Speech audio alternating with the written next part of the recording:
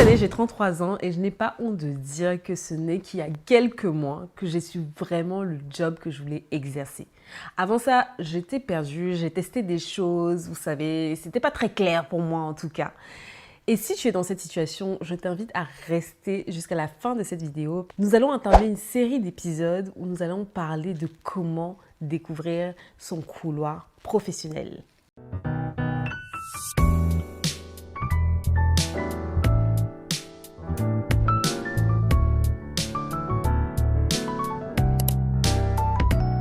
Hello, welcome back sur la plateforme Tiara Pro. Si c'est la première fois que tu me trouves, je te souhaite la bienvenue. Je suis Inès Solène, la fondatrice de cette plateforme où on décode le monde professionnel pour les jeunes femmes de la diaspora. Nous sommes heureuses de t'avoir aujourd'hui.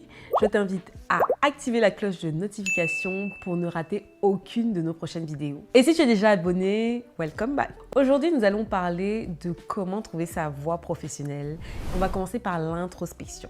Mais d'abord, est-ce que tu as remarqué le nombre de fois où, quand les adultes rencontrent des enfants, ils demandent « Alors, qu'est-ce que tu vas faire plus tard ?» Je ne sais pas pour vous, mais cette question-là me faisait freeze. Je ne savais pas quoi répondre. Parce que mes parents ont eu une très belle carrière et j'avais peur que la réponse que j'allais donner allait sembler pas assez ambitieuse, pas assez visionnaire. Donc, je réfléchissais pendant longtemps jusqu'au jour où j'ai commencé à répondre ce que je percevais dans mon esprit.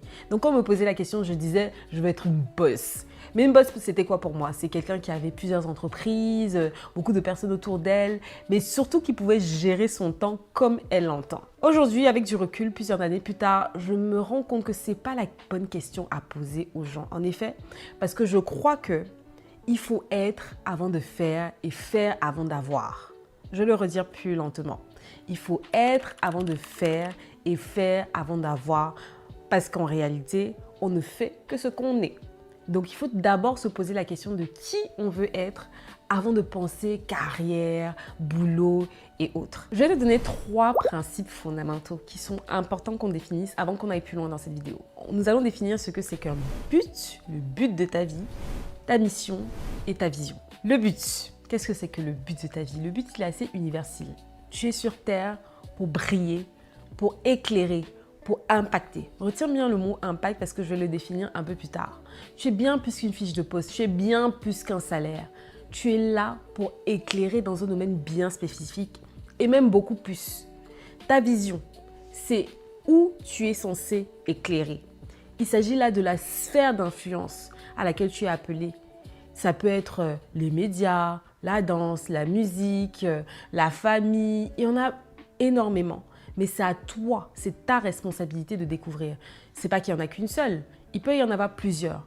Mais tu es responsable de trouver dans quel domaine tu es appelé à briller. Le but, encore une fois, c'est universel, mais la vision, elle est bien spécifique, elle est personnelle. Maintenant, la mission, c'est comment est-ce que tu manifestes ça. C'est comment est-ce que tu vas travailler en accord avec Dieu pour manifester les dons et les talents que lui-même a précédemment investis à l'intérieur de toi. Qu'est-ce que tu vas mettre en place pour peaufiner, raffiner ce don-là, pour te déverser sur les autres? Oui, parce que j'aime bien revenir à ça, hein, c'est très important. La mission consiste à se déverser sur les autres. J'ai mentionné plus haut le mot impact et j'aimerais revenir là-dessus.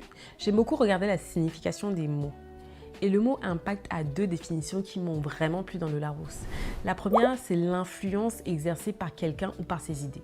Et la deuxième, tiens-toi prêt, c'est la trace qu'un projectile laisse à un endroit qu'il a heurté. Je vais le redire, c'est la trace qu'un projectile laisse à un endroit qu'il a heurté. Quand j'ai lu cette définition, j'ai dit « My God !» C'est de ça qu'il s'agit. C'est ce que je veux faire dans la vie de quelqu'un. Je veux laisser une trace dans la vie de quelqu'un. C'est pour ça que je suis convaincue que la clé de ton épanouissement n'est absolument pas dans un travail. Il n'est absolument pas dans un job. Il est dans le fait que tu développes tes skills, tes compétences, que tu n'aspires pas seulement à un métier, mais que tu aspires à te révéler au monde pour tirer les autres, pour édifier les autres, pour être une solutionneuse de problèmes. Je dis solutionneuse parce qu'on est sur les tiaras et que les tiaras, c'est d'abord pour les femmes. Mais messieurs, vous êtes la bienvenue, bien évidemment. Comment je peux en être aussi sûre? C'est parce que moi-même, je l'ai vécu. Il y a quelques années, quand j'étais étudiante, je me stressais mais tellement parce que je ne savais pas ce que je voulais faire. Je ne savais pas comment m'orienter. Vous savez, après la licence, je ne savais pas quelle spécialisation choisir.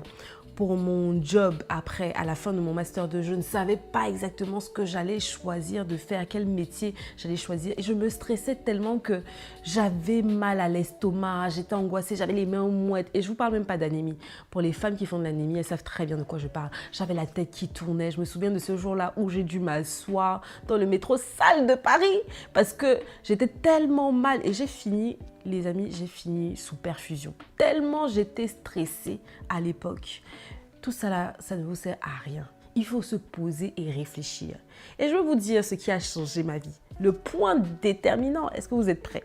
J'ai eu un goumin terrible. Le genre de goumin qui remet tout en perspective. Je me suis posée, je me suis dit, ah, là, il faut que je fasse quelque chose pour changer ma vie. Quand je me suis réveillée du goumin, j'étais une sniper. Je tirais seulement sur tout. Ta, ta, ta, ta, ta, ta, ta, ta. Aïe, aïe, aïe, aïe. Je dis tous les aspects de ma vie. Ta, ta, ta, ta, ta, ta, ta. Donc, cette introspection que j'ai dû faire. Je me posais pour me demander, ok, qu'est-ce que je fais de ma vie?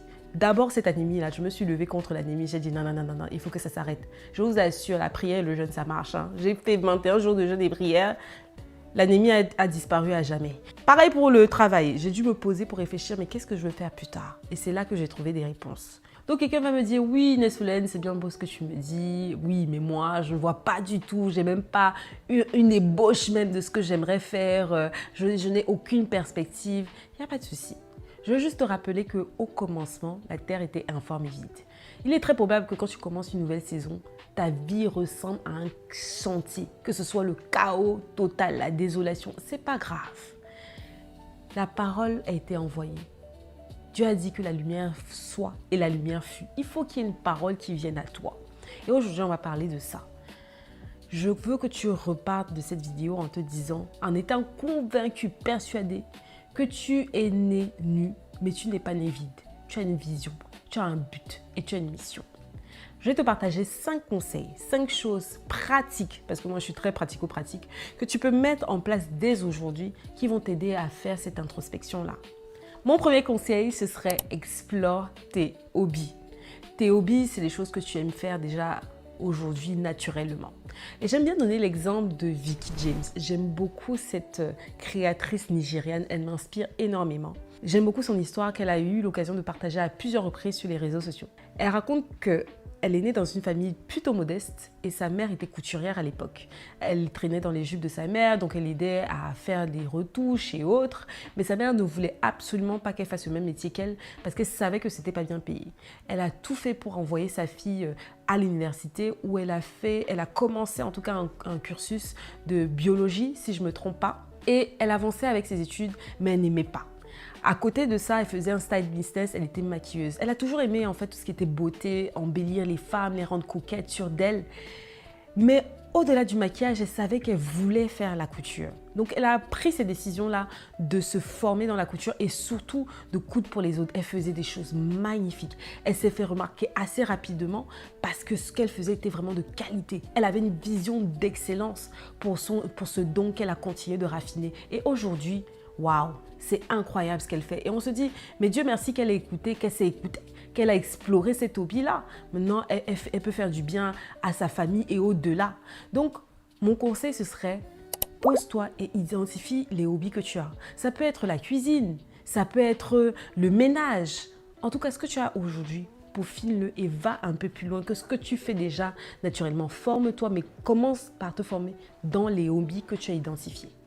Mon deuxième type, ce serait observe tes dévanciers et va les aider gratuitement. Je sais que c'est pas commun, je sais que c'est assez inhabituel comme conseil, mais je t'assure, proposer ton aide gratuitement va te faire gagner des points incroyables.